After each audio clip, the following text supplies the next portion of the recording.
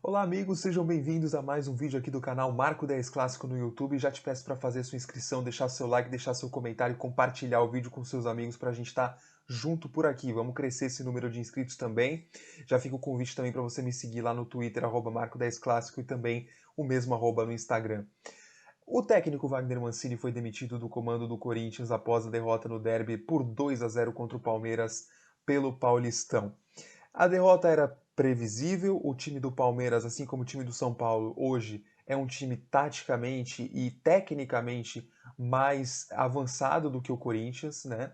O Corinthians conseguiu 2 empates por 2-2 contra essas duas equipes ao longo da fase de grupos do Paulistão, mas foram times alternativos, tanto de Palmeiras quanto de São Paulo, né? Aquele 2-2 com o Palmeiras foi um caso à parte, aquela chuva, aquele é, polo aquático disputado no segundo tempo.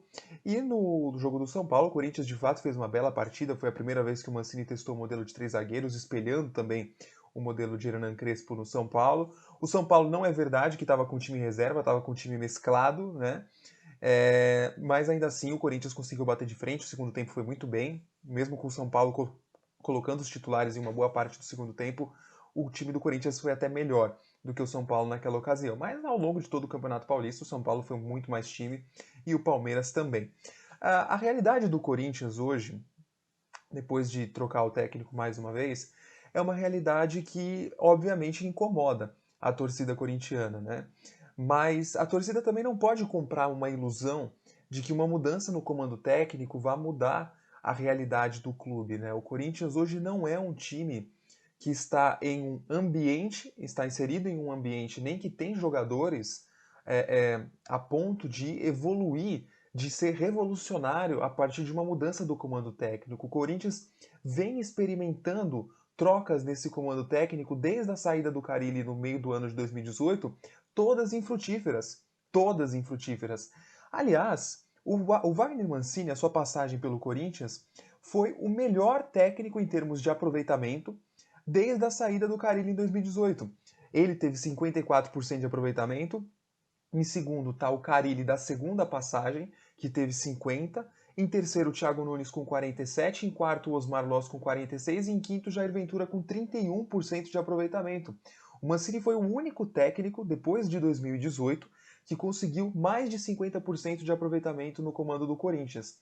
É claro que a gente vai contemporizar, vai ponderar os jogos que o Mancini venceu, a forma como algumas derrotas aconteceram nessas goleadas que de fato marcam muito, e é como eu tenho dito muito, né? Uma goleada de 4-0, você precisa de 15, 20 vitórias por 1-0 para recuperar o moral que você perde numa goleada dessa, né? A confiança que você perde. Então, futebol não é matemática exata, mas eu acho que o trabalho do Mancini, ele foi muito diferente do trabalho de todos os outros treinadores anteriores, inclusive do próprio Thiago Nunes. Porque, querendo ou não, o próximo treinador vai pegar uma safra de jogadores da base do Corinthians, mais ou menos rodada já, mais ou menos trabalhada. Claro que há contestações, a forma como o Mancini deixou de utilizar o Xavier, a forma como o Mancini não aproveitou o Gabriel Pereira. Mas assim, você encontra hoje no Corinthians 5 ou 6 jogadores que vieram da base, que estão rendendo e que são realidades para o próximo treinador. Nenhum técnico do Corinthians pegava isso antes, né? A integração com a base era sempre muito fraca e muito inexistente. Por mais que haja críticas à forma como ela foi feita agora, ela existiu. Isso é um fato inédito na história recente corintiana, né? Lucas Piton, Raul Gustavo, João Vitor são 3 que certamente estarão entre os principais jogadores do time para a temporada. Outros que podem surgir, o Adson, que foi muito bem quando entrou, o próprio Gabriel Pereira, que pode ser mais bem aproveitado, o Rony, o próprio goleiro Matheus Donelli, enfim, vários jogadores que o Mancini testou e conseguiu extrair algo bom desses jogadores, especialmente daqueles de defesa, né? Agora, a realidade também bate a porta quando a questão são os jogadores mais velhos do Corinthians, né? E foi aí que o Mancini se perdeu. Quando o Mancini opta por proteger os jogadores mais velhos e o Otero, acho que são esses jogadores que fizeram realmente o problema ali para o Mancini. Então a gente está falando de Gil, de Jô, de Fábio Santos e do Otero. Esses 4 principalmente, né?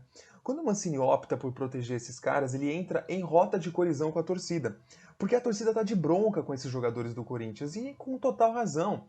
O salário é muito alto e o futebol é muito baixo. E pior do que isso, o poder de influência desses jogadores nos bastidores do Corinthians é muito grande. É muito grande.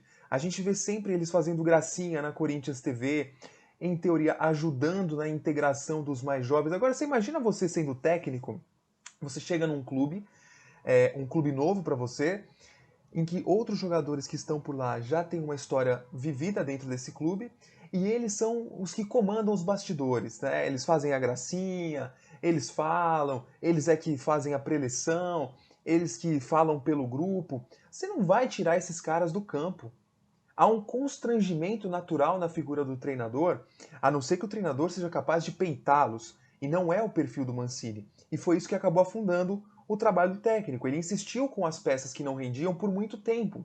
Quando trocou, e aí o Corinthians evoluiu, quando entraram os jovens no lugar do Fábio Santos, do Gil e do Jô, já era tarde. E ainda assim ele ainda continuou com o Otero, que foi a pá de cal, né, para esse jogo de hoje, quando ele tinha o Matheus Vital e o Gustavo Mosquito muito melhores do que o Otero e que rendem muito mais. O Otero nada justifica a sua permanência em campo, né? E ainda por cima, para completar a história, ele está com o contrato se encerrando, então o Corinthians já precisa achar uma alternativa para aquela posição dele na meia esquerda, né?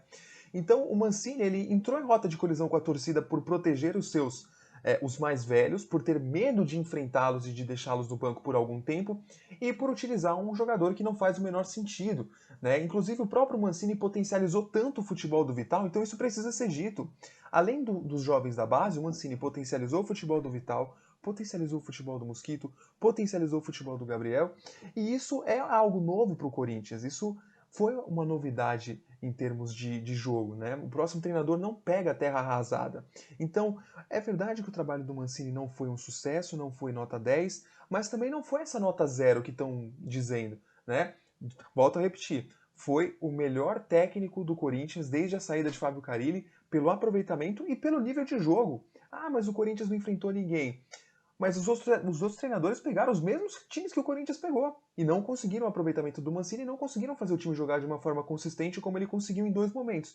Nesse final da passagem com os três zagueiros, mas não pelos três zagueiros, e sim pela entrada do Piton, do João Vitor e do Raul Gustavo.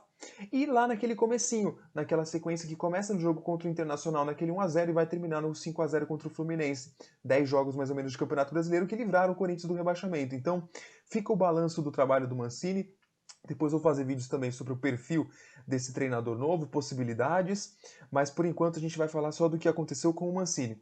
E não quero também deixar a impressão de que eu sou super defensor, acho incrível o trabalho do Mancini. Não, mas acho que foi um trabalho honesto. Não foi um técnico que chegou badalado, não foi um técnico que chegou para ganhar rios de dinheiro, como ganhavam o Carille e o Thiago Nunes, por exemplo. Ele conquistou a confiança do grupo, algo que os dois, Carille e Thiago Nunes, haviam perdido, né? E conseguiu boas atuações em vários momentos e lançou os jovens da base e potencializou outros que já estavam lá. Mas não foi suficiente. Abraço e vai Corinthians.